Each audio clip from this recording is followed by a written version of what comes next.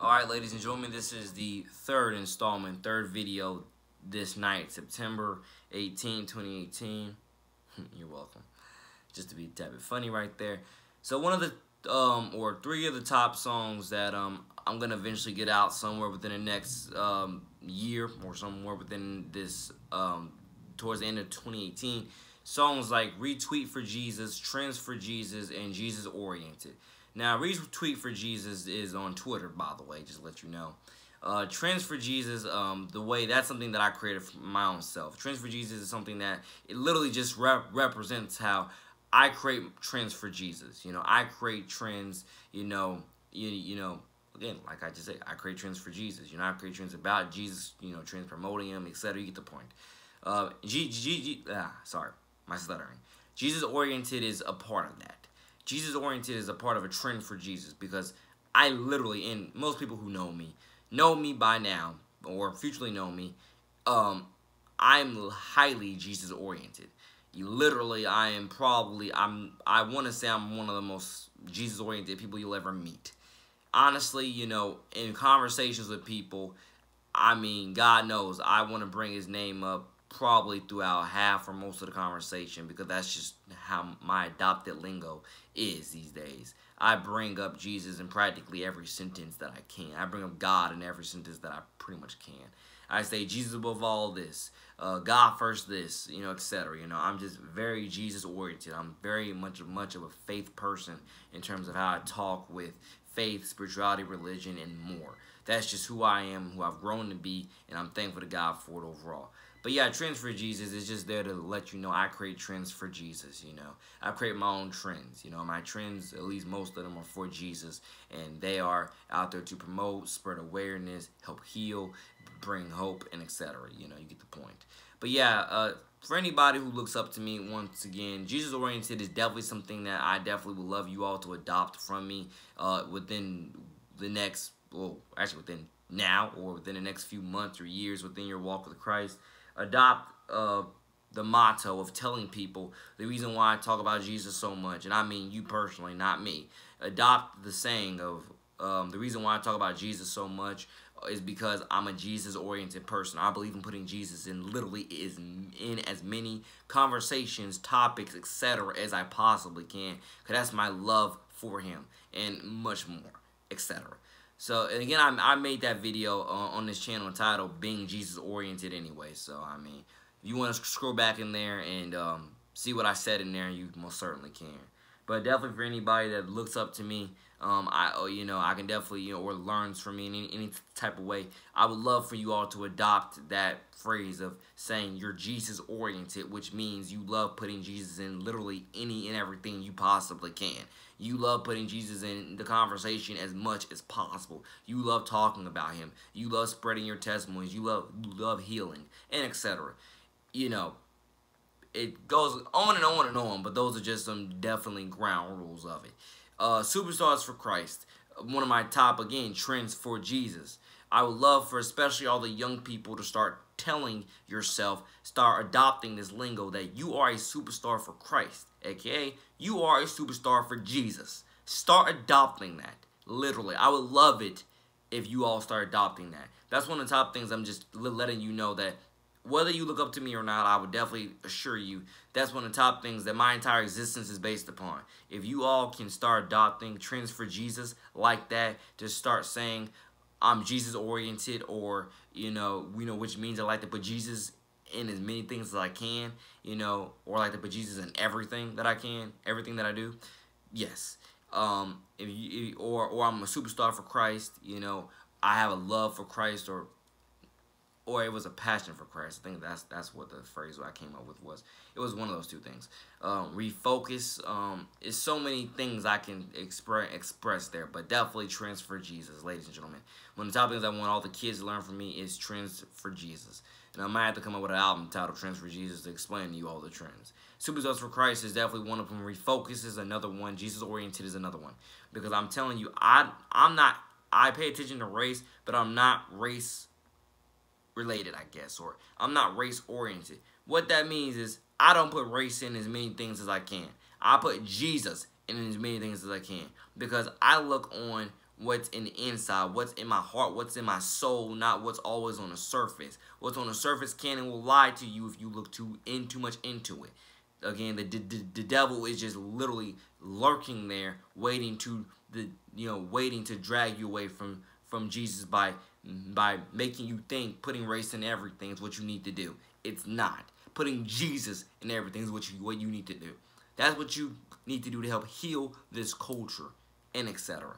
So again, trends for Jesus, Jesus oriented. Hope you understand by now. But to let everybody know once again, so yeah, like the last video I filmed, The Verge, it's amazing to say everything that I literally just said about trends for Jesus. It's amazing to say all that and still believe in The Verge at the same time. And if you don't know what The Verge is, you can go back to my last video where I explained it, or I'll explain a little quick excerpt of it now. The Verge is pretty much here's the thing, again, to establish it to anybody that's new to this channel, because just because you watched the last video, or just because you're watching this video, doesn't mean you're gonna go to all the previous ones, and etc. Again, sorry I'm scratching my nose so much. My nose is just itchy. But to let everybody know once again, The Verge is pretty much something that details how, due to the, I want to say, crime and corruption of so many people who claim to know Jesus, who literally get paid to preach Jesus for a living. And that's not saying all pastors, all priests, and etc. It's not. All ministers and etc. It's not. All missionaries, it's not. It's not. It's literally only calling out the ones who preach them but don't practice them. Literally, whether you're officially licensed or not, because I'm not officially licensed to preach them, but I preach them like I am. I literally do. But The Verge is dedicated to the people who preach Jesus all day long, or preach him as often as they can, but they don't practice anything. They literally don't practice anything. But then they want to wonder why their life is still crummy the way it is. At least in terms of why this is that, why they say this, why they do that, why they act this and that way, and etc. And I've said before, I think the devil has a lot of people in a matrix and they don't even realize that they're in a matrix. And one reason why I say that is because, ladies and gentlemen, there's only so much that, at least for me, I know I can take with people being double standard, false, I won't say false prophets, but no. Double standard, two-faced, hypocritical, and etc. There's only so much I can take. I call it out. I know myself, and I literally hold myself accountable, number one, before I hold you accountable. Sometimes I might not. Sometimes, I slip up and I might not. But overall, I hold myself accountable first, and then I call you out. A lot of people, we're living in a day and age where a lot of people don't want you to hold them accountable whatsoever. They're not going to hold themselves accountable, and they don't want you to hold them accountable. They want you to let them be. And I mean in the most negative way. They want you to let them bask in their sin, even if it kills them. And that's one of the top problems that we face in today's society and cultures. Too many people are willing to go to their grave with the sin of which they literally bathe in on a daily basis. But they still claim to know Jesus. They still claim to believe in Jesus. And that's what The Verge is. You are willing to go to, you're willing to go to your grave with all this sin. All of it. All of it. You're not, you're not gonna admit you're wrong. You're not gonna repent here. You're not gonna, etc. You're not gonna do what's right before time is, or while time is still on the clock. You're not gonna do right. You want to preach Jesus. You don't practice Jesus. You want to give testimonies. At the same time, half your testimonies are whatever, or again, I'm gonna say sugarcoated. Yeah, sugarcoated. That's a good word to put there. The point there, ladies and gentlemen, is that you're somebody who wants to preach Jesus. You don't practice anything, but you want to, again, talk about them, but you're willing to bask in your sin. And literally, quote me, you're willing to bask in your sin, take this sin to your grave, but yet you want to preach Jesus and preach repentance and etc. as if you truly know what you're doing, what you're talking about. And then when people call you out on this stuff, you want to look at them as they're crazy for doing it. That's what The Verge is about, ladies and gentlemen. The Verge is saying, because of that, and especially when you grew up in it, ladies and gentlemen, especially when you grew up in it, The Verge is about how you, because of not just the people, it's centered around the people you grew up in, but it's also connected to the entire world itself as well. Because of stuff like that, you're on the verge of admitting that all faith and religion is a hoax, and it's something that only, something that crazy people just use to define how crazy they are. Now, do I believe that? No. To my core belief, I don't. I really, really don't. I couldn't have preached everything I just, at least if you were to ask me, I couldn't have just said everything I just said about Jesus-oriented and trends for Jesus, and retweet for Jesus, but mainly trends and Jesus-oriented. I couldn't have said all that stuff and corely believe that it was all a hoax. I couldn't. That would be leading you all astray. At least if you were to ask me. I couldn't have done that. But, you know, at least if you were to ask me, what I've seen, what I've investigated, ladies and gentlemen, again, I'm only 20 years old. But God has shown me so much in 20 years. It's absolutely, it really is, I guess you could say, mind-boggling. It's baffling. Okay. It's baffling. It really makes me think to myself, are you kidding me? You know, and The Verge is pretty much saying that you're on the verge of losing your faith, losing your religion, based upon how other people live their lives with faith and with religion, and etc.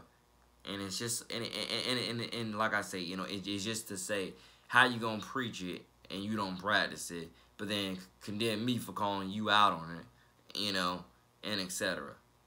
And it's like saying, if majority of the country or majority of the world is supposed to be as Christian as the statistics prove, somebody tell me why we have all these high crime rates, and why we have you know, all these divorces. Because again, by the way, shout out, God bless to World According to Briggs, because I watch his channel. He pretty much does videos about why not to move to this state, this city, that city, etc. And especially with the divorce rate, you'll be quite amazed. Ladies and gentlemen, when I think of the divorce rate, again, you don't want to know what I think, but I think you can already guess what I think.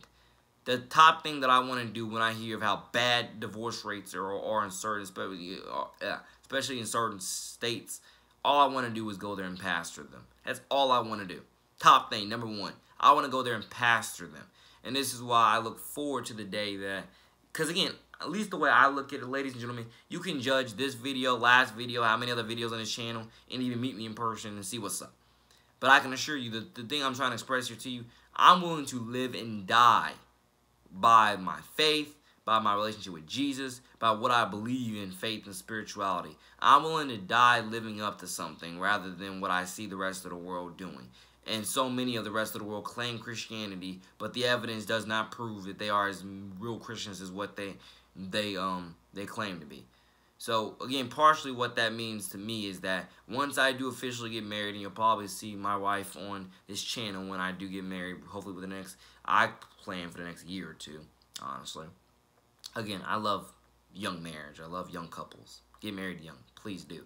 But again, you know, and I literally tell you, no matter how old you are with getting married, for the love of Jesus, don't be afraid to go seek as much counseling as you possibly can to keep your marriage together, to keep your family together. I'm telling you, we live in that day and age.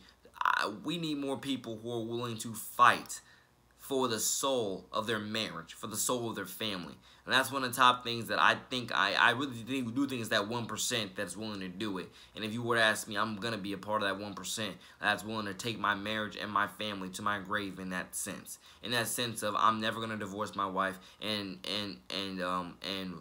whenever I die, my kids are going to, you know that their dad, you know, fought to stay together with his wife and fought to keep his family together because he truly believed in family, and he truly believed in, you know, the future of the children because of that. And I do believe that God will definitely honor me through how my kids turn out in that sense, if they're going to end up growing up to be some of the most strongest, independent, beautiful, free-minded people you probably, again, ever met.